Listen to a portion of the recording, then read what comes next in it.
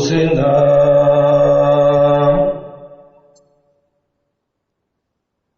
ومن سيئات أعمالنا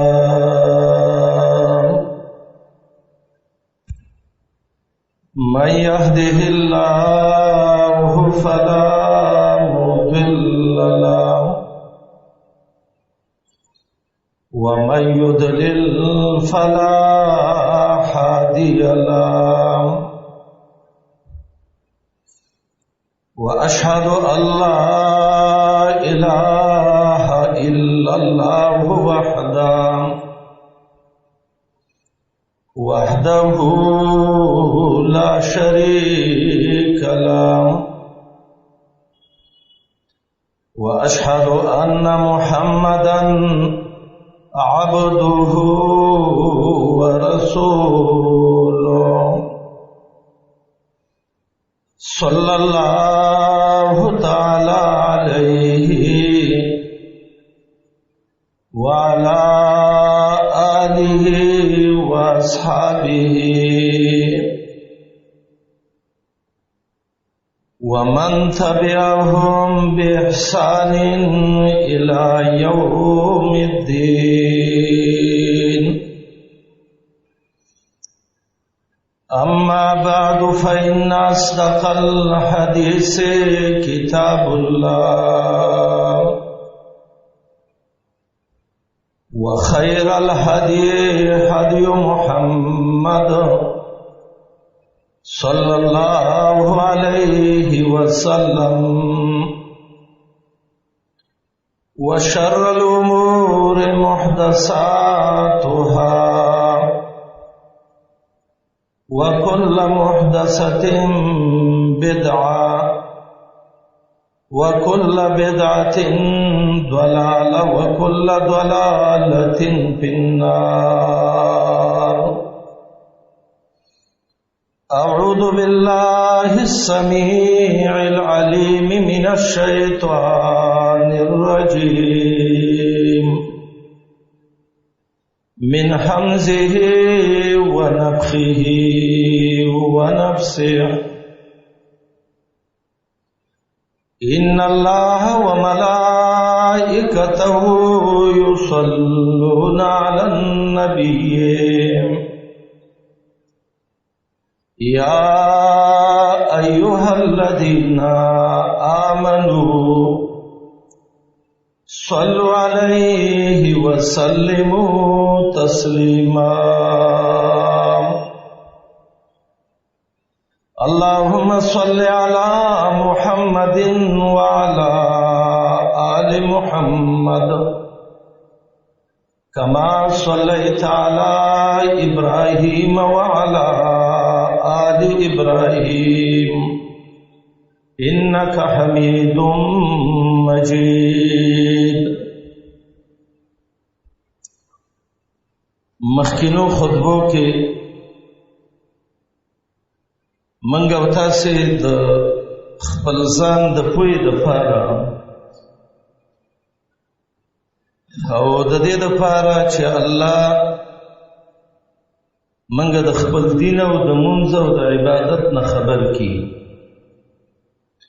او زمنګ عبادت په هغه طریقه شي چې په کومه طریقه محمد رسول الله منتویلی دی صلی الله علیه وسلم چې صلو کما رأیتمونی اصلی،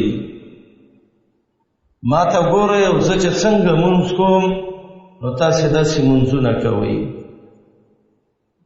نو منګه د مونځ باره کې د هغې معنا مسائل او د هغې بعضې ضروري احکام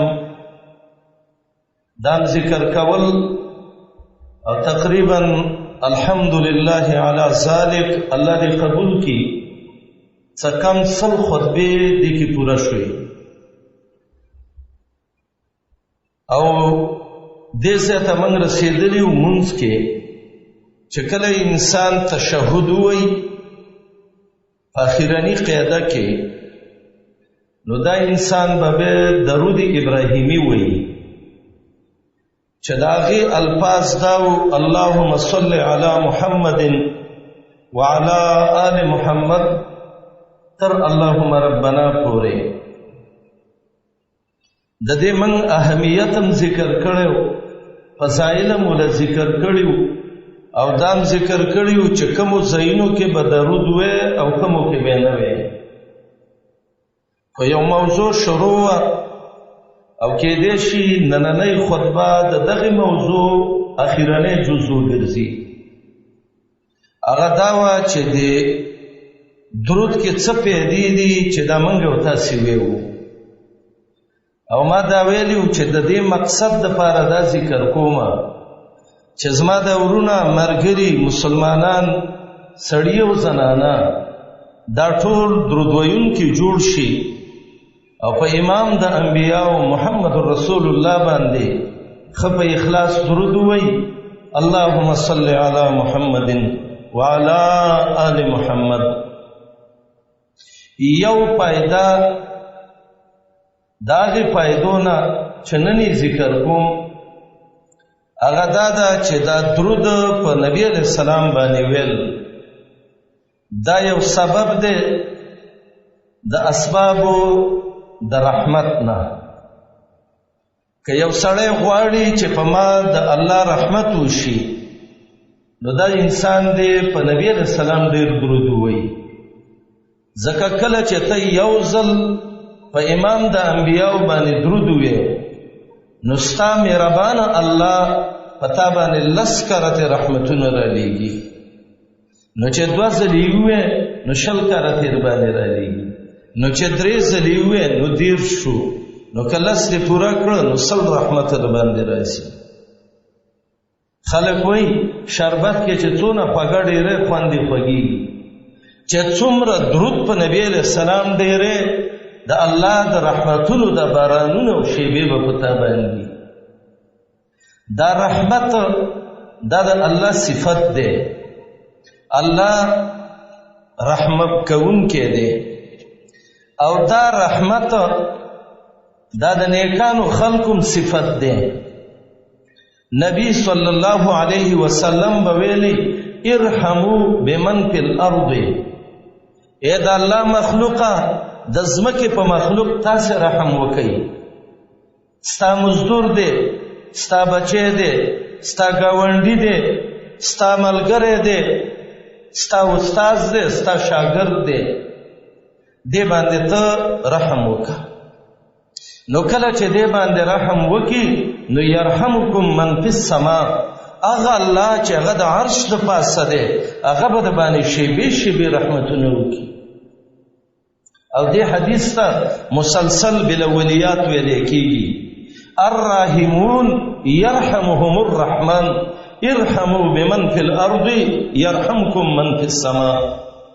کم خلق چې د الله په مخلوق رحم کوي نو الله په دې رحمتونه رالیږي، او تاسې د الله په مخلوق رحم وکئ نو الله به په تاسې رحم وکړي.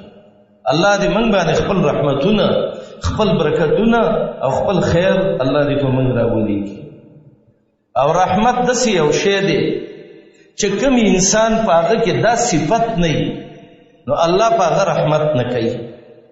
یو صحابي دی، دا هغه صحابي نوم دی اقرع بن حابس رضی الله تعالی عنہ، او دا هغه جلیل القدر صحابي دی چې په ډیرو جهادونو غزاګانو کې تر دې چې په حدیبیه کې د محمد رسول الله سره د شریکو. اقرع ابن حابس د الله ډیر بچي ورکړي، د بچو خدای الله سره سم خزاني دي، چاله لکان ورکی، چاله جنکۍ، چاله جوړې ابازي بوټه شنډي، نو چا خزه بچی نه راوړي. لله ملک السماوات والارض، د اسمان او د ځمکې حکومت د الله دی. یهب لمن یشاء اناسا، بے پیسو الله چاله جنکۍ ورکي، ویهب لمن یشاء الذکور، او بے پیسو الله چاله لکان ورکي. دا زوی درکه ته الله له 2 روپۍ ورکړي وي، دا لور یې درکړه الله له 2 روپۍ درکړي وي. او یزوجهم ذکرانا و اناثا د چا هلکان او جنکۍ دواړه څوک برغوني وشي هلک او جنۍ وشي او ویجعل من یشاء عقیما د چا ښځه شنډه یړو بچی نه راوړي د دنیا ډاکټران پې ستړي شي خو چې الله شنډه لیکلي هغه شنډه الله چې د چا بچي نه الله ته د وچې ګټې نه اوبه راوباسي رب العالمین نیکان بچي وله ورکړي الله چې د چا بچي نا اهلی الله تب کې اهلیت پیدا کړي الله که د چا جنکۍ نو ذوالجلال والاکرام په هغې وله صبر ورکړي او که ډېر خفه کېږي الله زامن هم وله ورکړي ځکه باچایي ستا ده او باچا نه څوک تپوس نه شي کولی چې دا ولې کې او دا څنګه کې او الله یې کوي بوډا ابراهیم علیه السلام یو سل شل کاله عمر و او بوډۍ ښځې و ساره یو کم سل کاله عمر و الله له د اسماعیل او د اسحاق غوندې بچي ورکړي بوډا زکریا علیه السلام او بوډۍ ښځه وه الله نه وغوښتل الله ماله بچی راکړي الله وایي بچی هم در کوم او نوم هم ولږدم چې یحیا نومې دی او دا به د دین خدمتونه کوي لله ملک السماوات والارض اقرع بن حابس الله دله لس زامن ورکړي او زمونږ د محمد رسول الله صلی الله علیه وسلم داسې بچي چې هغه د الله د نبي نه پیدای او هغه غټ شوي نو دا په دنیا کې د محمد رسول الله نه و که ابراهیم و که قاسم و که طاهر و که عبدالله و خو په وړوکوالي وفات شوي دي جسدي چې د نبي د بدن نه پیدای نو دا بچي د محمد رسول الله نه ولی روحانی ټول دنیا ټول مسلمانان د دې پلار محمد رسول الله دی صلی الله علیه وسلم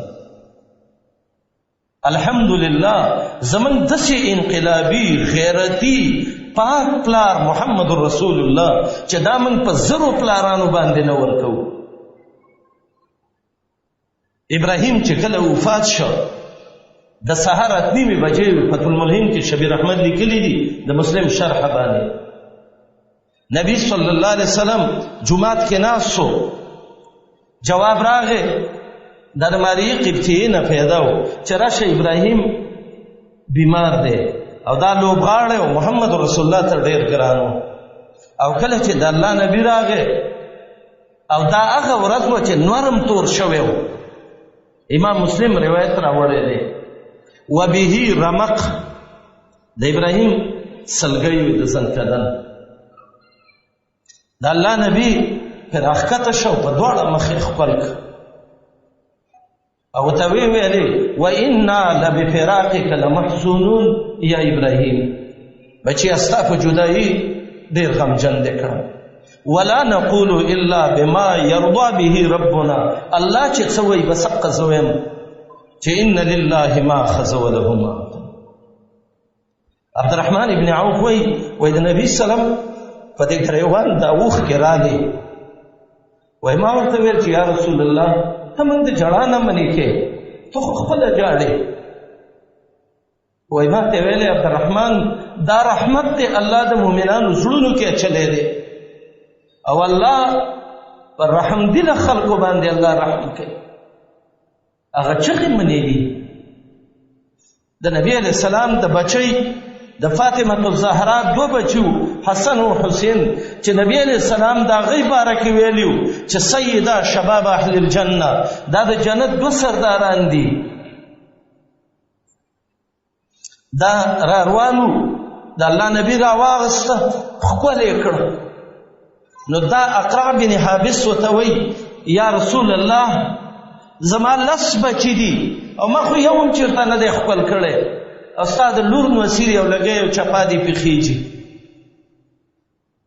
محمد رسول الله توي بخاری مسلم دا حدیث راوړی دی چې اقرع من لا يرحم لا يرحم چا چې د الله په مخلوق رحم ونکړ د الله د طرف نه پاغي باندې رحم نشي کېدی ډېر د شرعي مسله ده زمونږ د معاشره کې که بچی د راواغستغې کې خپل دی خلک وایي دا څه بې حیا دی دا بې حیا نه دی دا رحم دله دی که ښځې خاوند ته ستړي مشي وویلې خاوند ښځې له لاس ورکړ یو بل باندې سلام واچو چې ته په نوم غږې وکړه زما سادهګان مسلمانان وایي یاره ډېر بې حیا سړی دی.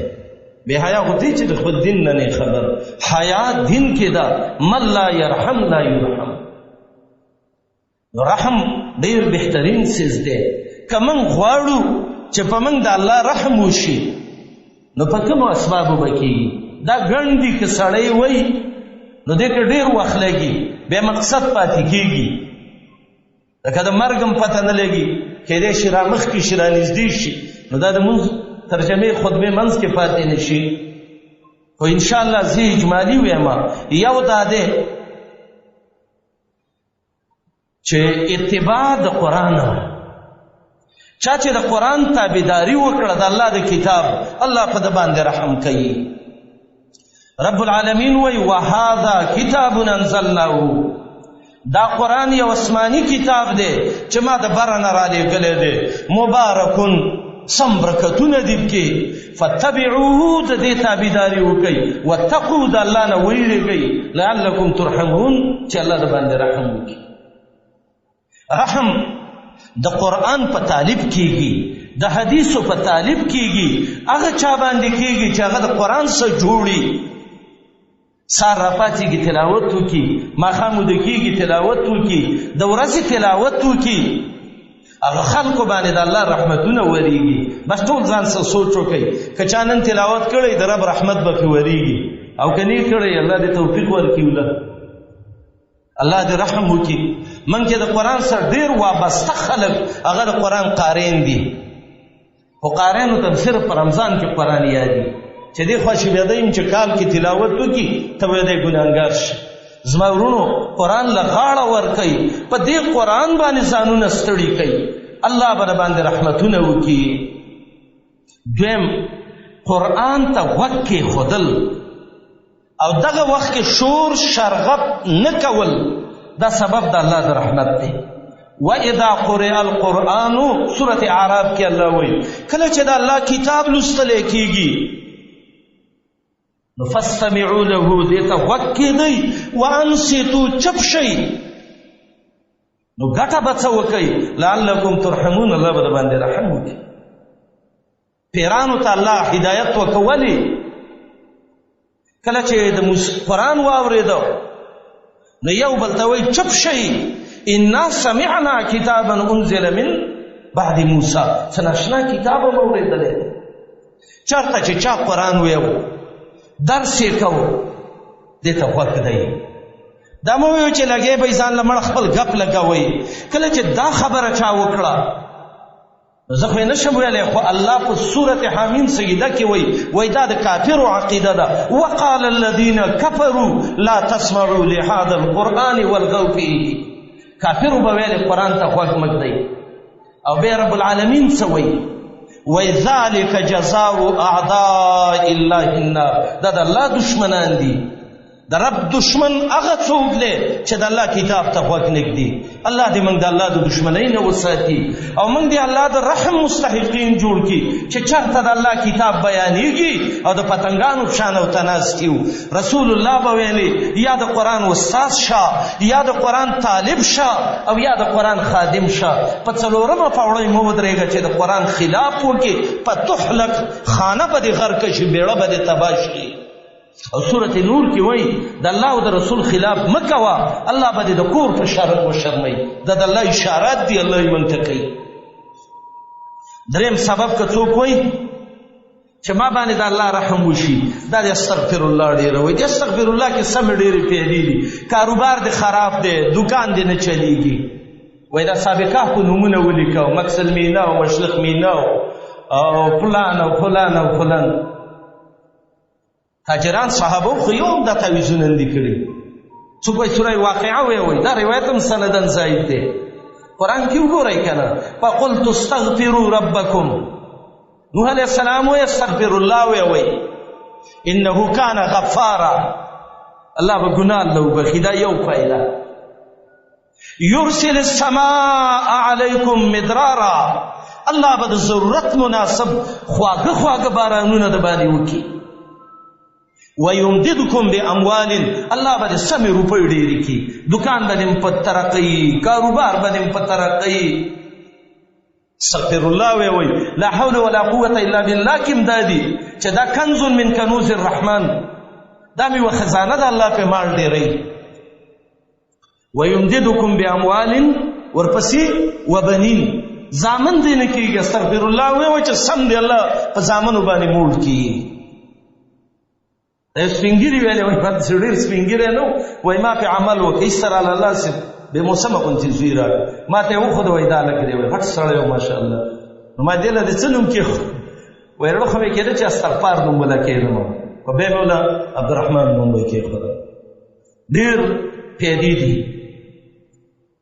ويجعل لكم جنات باغونه بلدر کی نهرونه بلدر کی استغفر الله کې ډېر فائدہ ده ازو چټول یو استغفر الله ربي من كل ذنب واتوب اليه الله ما د ګناهونو رجستر ډکه کړی دي الله تبخون کې الله ما وبخير رب العالمين استغفر الله استغفر الله قران کې الله وی لولا تستغفرون الله لعلكم ترحمون استغفر الله به ویلي وي چې الله د باندې رحم کړی وي بل دا دې ورونه دا دعا ډیره کول استغفر الله ربنا آتنا من لدنك رحمة الله رحمت را باندې وکي دسه دعاګانې کوا اللهم ارحم على حالنا یا الله زما په حال ورحمېږي زمون په حال ورحمېږي ولا تنظر الى سوء اعمالنا الله زمون ګناهونو ته مګوري ربنا وسعت كل شيء رحمة وعلما الله علم او رحمت پراخه ده او رب وی وسع رحمتي كل شيء زما رحمت په ارث مخ کې ده یا الله ته په رحم وکي رب العالمین زما ورونو دا الله د مخلوق سره احسان کول الله د مخلوق سره احسان کول دا خو زما ستاسو طبیعت ډېر بد ګڼي ځکه زما ستاسو په زړه شیطان قبضې لګولې دي مونږ چې د چا سه احسان وکړو خلک وایي دا بې غیرت نه دی مونږ هم ویره دا به تېرېده او بل به او بل به او بل به خو د قرآن نه دا معلومیږي چې ان رحمت الله قریب من المحسنین کم خلق چې د الله د مخلوق سه احسان کوي په اخلاص د الله بندگی کوي د الله رحمت دې خلکو ته نږدې دي احسانونه ډېر کوي او بل د الله او د رسول تابعداري کول قرآن کې راځي واطيعوا الله والرسول لعلكم ترحمون د الله تابعداري وکي د محمد رسول الله تابعداري وکي نو الله به باندې رحم وکي دا اسباب چې موږ مستعمل کو موږ باندې به د الله رحمتونه راوريږي اولون وای دا الله نه څه غواړي دوه سترګې چې د الله رحمت په موږ وشو شیطان نشي راتلې دشمن نشي راتلې بد اعمال رانه به نه کیږي ان شاء الله لسم که غواړي چې په ما باندې رب العالمین ډیر رحمتونه وکي تاسو ټول غواړئ کنه داسې کس نشته چې رحمت نه غواړي دا لسم ډیر آسان سبب دی چې د الله د رحمتونه زمونږ په کورونو زمونږ په بچو زمونږ په ښځو زمونږ په کاروبارونو دا موږ چې کوم دنیا کې وو په دې دنیا باندې د الله د رحمتونه داسې شیبې شیبې راشي دا د ټولو خوښه ده که نه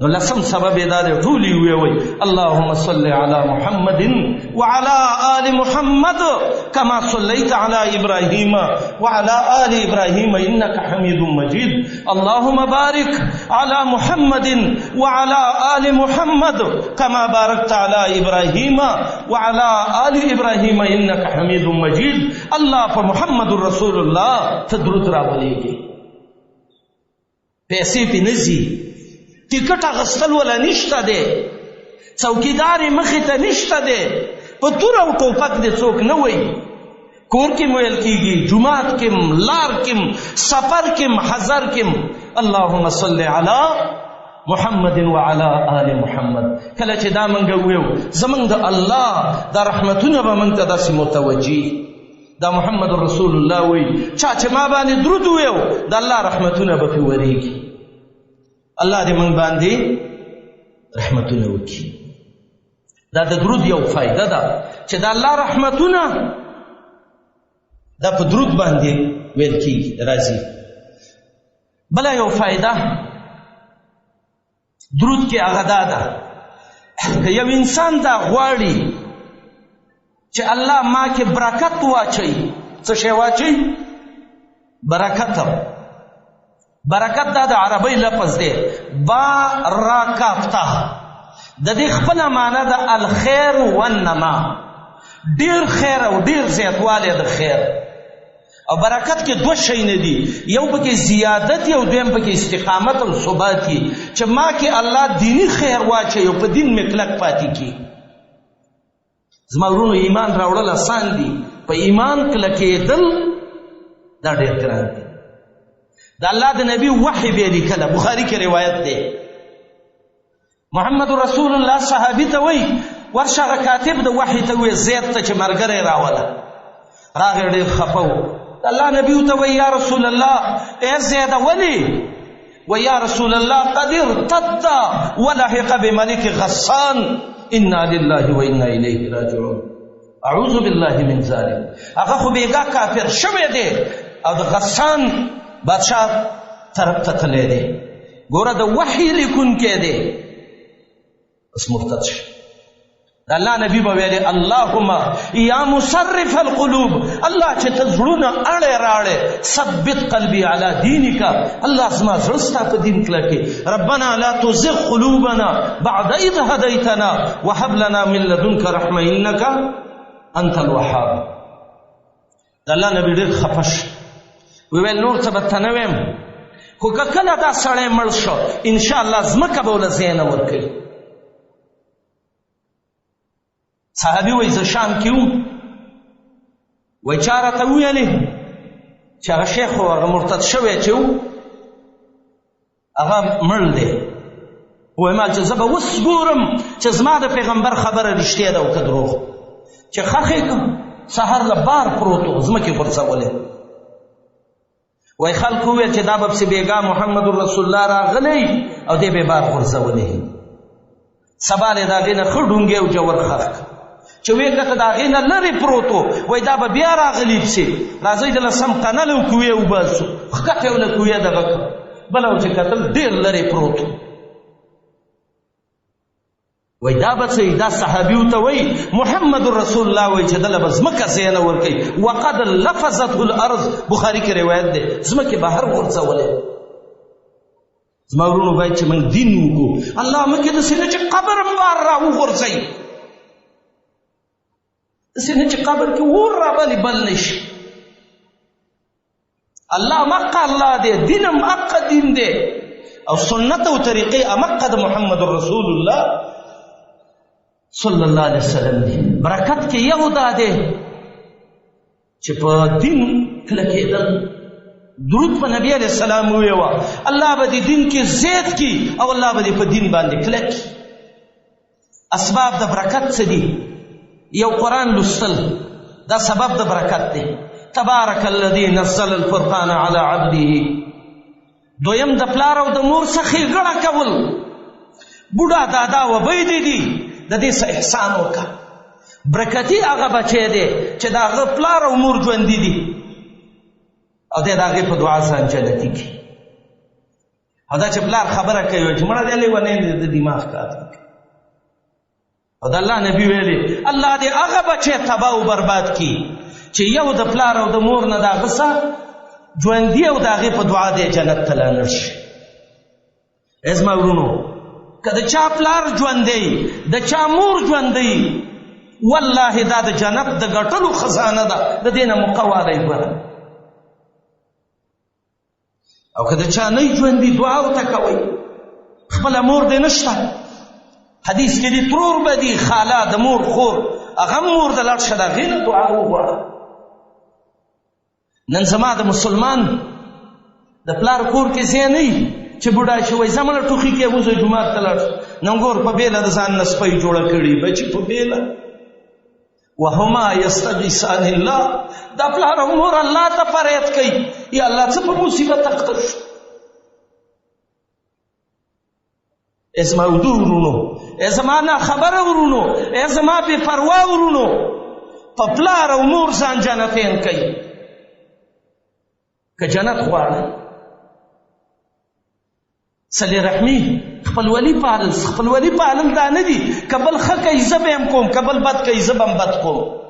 نه، خپلولي دا د سل من قطعک چې هغه خپلولي ختمی ته یو ځای کوه، واحسن من اساءک چې هغه بد کوي ته ښه کوه. بل دا دی د حلالو کوشش کول، دا سبب د برکت دی. بل دا دی په یو ځای شریکه ډوډۍ خوړل، حدیث کې دی په دې کې برکت راځي، ترمذي کې حدیث دی. بل خپل کاروبار له سار وختي تلل، اللهم بارک فی بکور امتی. دکاندار چې وختي وځي کاروبار له، الله یې کاروبار کې برکت اچوي. او چې دکاندار په 12 بجې ځي او په 3 بجې ځي او په 11 بجې رواني، نو د الله برکت یې ووته. نو ستا کوشش دی چې د الله برکت پکې نه وي، بې بڅوي. کاروبارانو دکاندارانو دا حدیث د محمد رسول الله یاد کوي.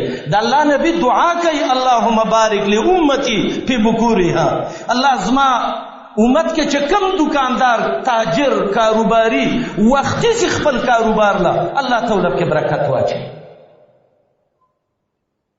بل دا دی کور ته لاړې سلام واچو خپلې ښځې بیبي باندې، الله به دې کور کې برکت واچوي. بل د الله نه دعا وکړه د حاصلولو د برکت. بل دا د علما وی الکرم والعطاء، ښه اخلاق، د الله مخلوق سه احسان کول، بخل نه کول.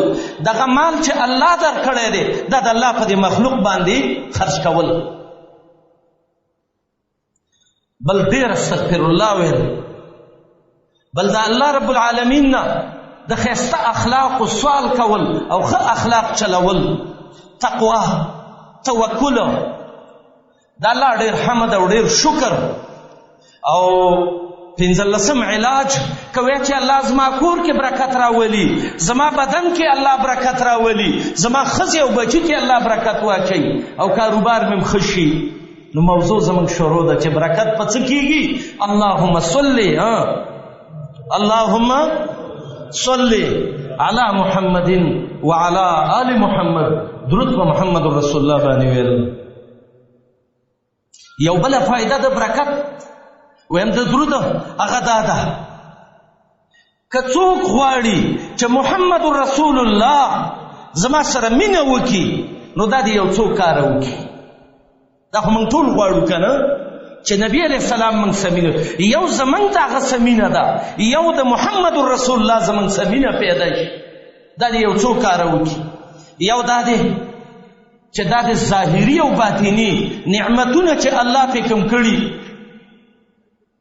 د هغې شکریه دې ادا کړي. زما ورونو زموږ دې ګېډه کې دننه زړه دی، دا یو زړه چې موږ ځان ته د بل نه لګو، څونه روپۍ پې لګي، ګرده ده، کولمې دي، معده ده، نور څیزونه دي، پړپوسان دي او سږي دي او یو څه او بل څه، سترګې دي، ځکه خو یوه سترګه ولګوه پردی، غوږونه دي، دا د اورېدلو قوت، بیا جب کې ماشینونه ږده او بل کوه او بل کوه، لاسونه دي. دې وجې نه شریعت کې دا حکم دی چې د هسپتالونو له هفته کې یو ورځ ځه، د سترګو واټ له ورشه، تاله به د سترګو قدر درشي، د غوږونو له ورشه د غوږ قدر به درشي، مات خپي سي، مات لاس سي، مات املا والا د اډوکو واټ له ورشه، تاله به د خپلو اندامونو قدر درشي. یو کمیونست دهریو ما ته ویلې موږ سره الله څومره دغه کړي احسانات کړي دي چې موږ یې شکریه ادا کړو. او دغه وخت کې دی په سر ګنجی شوی و، اسلام آباد کې ما سره میلاو شوی و، یو ځای کې چا وروستم وایي ده سره لږ دعوتي خبرې وکړه او لګې او دا ویښتې په دې سر کې ایښودل. ما ته ویل ګوره ملګرې که تا ته زه آیات ویم او حدیث ویم او بل ویم او بل ویم، ستا ځیګر زړګی خراب شوی دی او انجن چې خراب شي که ګاډي ته هر څونه نوي ټیرونه دا په مخ کې نه ځي، ستا انجن خراب دی. خو زه به ته دومره ویم دې ویښتو چې د سر کې الله سبحانه وتعالی تعالی دا سر ګنجی کړی، اوس دا یو ویښته په څوک دی؟ هغه وخت کې ما ته ویلي وایي 200 روپۍ باندې. نو ما ته ویل دا ټول ویښتان به دې څونه وي؟ دې له 22 کې ضرب ورکړه او ما ته د خپل ویښته ښکاره کړم، دې ته وګوره یو دا سر زه خروم دې ځای کې، ته دې ښځه او بچي راوله 15 ورځو کې خو دا شمارلی نه شي دا ویښته. او بیا دې یو له 22 کې نه 10 کې له ضرب ورکا او بیا دا تمیز وکړه چې دا تیل لګي دا مصنوعي دي صحیح غوړول هم نشي وای په پرسه مسکه او کو ولګېدل او کنه بل څه هم دل خوکی او دا الهي جوړ دي د دې یو وختو اندازه شته. احنف ابن قیس یو عالم کوسج عالم ته وای هغه انسان ته وای چې ګیره نه دا مرزادي ګیره چې نه او لراغه او ته وای کو دغه احنف ابن قیس دا د شمس زوها کتاب کې ماده د قسم نقل کړی ده کدا ګیره دا وخته په 2 روپۍ باندې دغه کېدلې ده تا ته لګېدلې تا لګول هغه وای چې په 100,000 دینار مې لګول وته 100,000 دینار 100,000 دینار رښتیا تاسو وګورئ چې دا فطرتي اخته نه دی بدن درسي بل شان ښکاري د الله مخلوق کې نو گاونډي هغه باندې چې په شا وړبو وای ته مولای خو ریټ نه پیژنې هغه ول څنګه وای په د کعبه پر رب مې د قسمی کې په 100,000 دینار لګېدل مال لګول او تلاوي د 100,000 روپو ګیره ده زمورو زمون ډیر مهربان الله دی دا الله شکریہ لئن شکرتم لازیدنکم سورۃ ابراہیم کې وای او شکر داده زیادت داده چې الله کې برکت واچي ورسره داده یو کار د استازړي غواړي چې دا وکم او د محمد رسول الله زړه وای چې می کوا او ته د محمد رسول الله مینا مخ کې کی نو تاب الله رب العالمین نبی علیہ السلام به تاسو مینه وکي وعده ده ته دې کې ډنګ ټکور سورنی باجی غړېدل دا خوان کوي په حدیث ته ورسېده چې محمد رسول الله دې ته مردار واده وای ته وې خیر دې زمانه دي خلک خپي خو چې رسول الله خوشاله به به تاسو د الله نبی مینه کوي ورسره ده د صحابه سمینه کول د محمد رسول الله د اهل بیت سمینه کول د رسول الله د سنت قدر کول د نبی علیہ السلام سیرت کې قتل علماء وی د رسول الله د حدیثونو دفاع کول دا ټول اسباب د څه دي د نبی علیہ السلام د محبت د پیدا کېدو یو سبب که غواړي چې ما سره د امام الانبیاء محبت پیدا شي نو وی اللهم صل علی محمد وعلى آل محمد. یو بل فائدہ د درود دام ده چا چې درود د الله په نبی ډېر ویلې قیامت کې محمد رسول الله بوله شفاعت کوي دا څومره ناشنا خبره ده. بل دا ده یو مجلس کې فتنې دي او تا درود ویلې نو رب العالمین تا به د دې مجلس د فتنو نه بچ کوي. منګه او تاسو خو پیدا د فتنو په زمانہ کې باید چې درود دی ویو او بل علماء وی د درود کې ویلو یا فائدم دادا چې د دې په وجه الله د محمد رسول الله په ټوله دنیا کې نوم قائم او دائم لري. ورفعنا لك ذکرک اے نبی ستا ذکر ما اوچت کړی دی همیشه ستا نوم اوچت دی. انګریز وینسن سیک دی کتاب لیکي چې د محمد رسول الله بدی بیان کوم چې هر کتاب ګوري نو سره په هرس خسړې څوک دی فرازي محمد رسول الله سخی څوک دی محمد رسول الله زړور څوک دی محمد رسول الله اخلاقی څوک دی محمد رسول الله. پینې الټا کو زبد د بدینه بیانو د نحو کتابونو په هرس ولولې ک المعجم المفهرس لالفاظ احاديث النبي صلی الله علیه وسلم. بل نصرانی فادری دی هغه د ټوله دنیا سرچ کړی دی چې په ټول دنیا کې انسانیت کې اوچت سړی څوک دی نو هغه سره په هرس نوم لیکي محمد رسول الله صلی الله علیه وسلم. والفضل ما شهدت به الاعداء. خو به دویم ځای کې ظالم غلط شوی دی وای دویم څوک دی وای هټلر څه ګیدړ دی ظالم قاتل دی. دریم ځای کې وای عمر ابن الخطاب دی نه دویم عمر دی دویم ابوبکر دی او دریم عمر دی. عمر هغه شخصیت دی چې محمد رسول الله وی شیطان په لارې ځي او چې عمر هلته ویني استلار بدلوي. الله داسې نران صحابه محمد رسول الله له ورکړي. درود په نبی علیہ السلام ووایي ورفعنا لك ذکرک اللهم صل على محمد وعلى آل محمد كما صليت على إبراهيم وعلى آل إبراهيم إنك حميد مجيد. دا تقریبا څه کم 50 یا خواشه یا 50 پیدې دا د درود وي، نور هم ډېرې پیدې دي. انشاءالله آینده خطبه کې زه به د اللهم صل علی محمد وعلى آل محمد د دې معنی کوم. او د اللهم که ډېرې پیدې دي، محمد دا لفظ دی صلی الله علیه وسلم، د دې به لږ وضاحت کوم. الله سبحانه وتعالی دې موږ د نبي صلی الله علیه وسلم سره مینه کوونکي وګرځوي. الله دې زموږ د ټولو نه راضي شي. رب العالمین دې زموږ عملونه قبول کړي. موږ دې الله هغې خلکو کې ولیکي چې ډېر درود ویونکي په رسول الله. الله دې د برکتونه، رحمتونه، محبتونه د الله او د رسول زموږ زړونو کې راولي. د محمد رسول الله شفاعت دې الله زموږ نصیب کړي. قیامت کې الله دې په رڼو سترګو د محمد رسول الله سره ملګري کړي. أقول قولي هذا وأستغفر الله لي ولكم ولسائر المسلمين. الحمد لله حمد الشاكرين، والصلاة والسلام على رسول الله الأمين محمد وآله وصحبه أجمعين. أما بعد، فأعوذ بالله من الشيطان الرجيم من حمزه ونفخه ونفسه. بسم الله الرحمن الرحيم. إذا جاء نصر الله والفتح ورأيت الناس يدخلون في دين الله أفواجا فسبح بحمد ربك واستغفره إنه كان توابا. اللهم صل على محمد وعلى آل محمد كما صليت على إبراهيم وعلى آل إبراهيم إنك حميد مجيد. اللهم بارك على محمد وعلى آل محمد كما باركت على إبراهيم وعلى آل إبراهيم إنك حميد مجيد.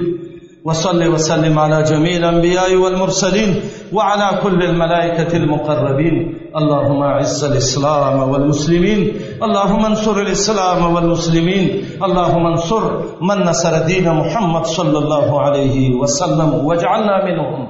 اللهم أذل الكفر والكافرين، وأذل الشرك والمشركين، وأذل البدعة والمبتدعين. اللهم عليك باليهود والنصارى، اللهم عليك بالطواغيت أجمعين. اللهم إنا نجعلك في نهورهم ونعوذ بك من شرورهم. اللهم زدنا ولا تنقصنا. اللهم اغفر موتانا وموتى المسلمين. اللهم اشف مرضانا ومرضى المسلمين. اللهم اقضي ديون المديونين. اللهم وفقنا لصالح الأعمال. اللهم اهدنا واهد بنا. اللهم اجعلنا هداة دينك.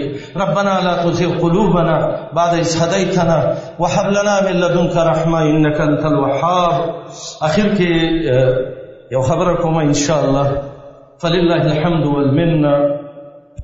د الله من ډېر شکر ګزاري او زه کله سوچ کوم زه یم که داسې شپې او ورځې په یو سجده الله ته پرېوځو نو تاسې خو ډېر نیکانې وئ، خو زه ډېر ګناهګار یم.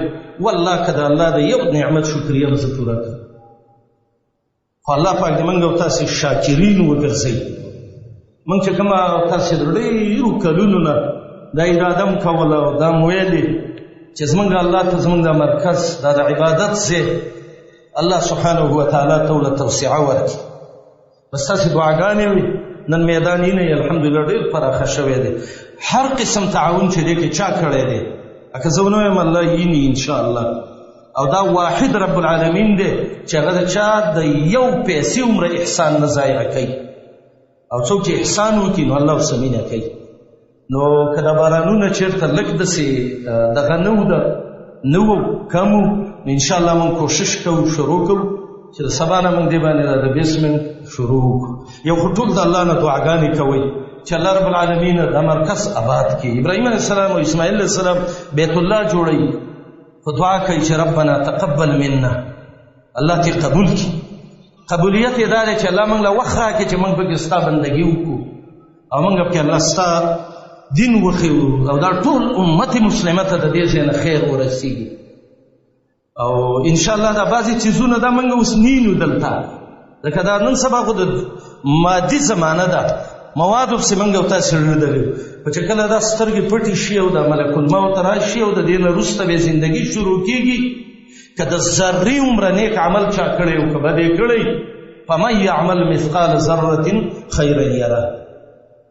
نو دا زمونږ الله باندې یقین دی انشاءالله چې دا دونه کورونه جوړېږي دې ښار کې د اوچت اوچت بلډینګونه جوړ شوي دي.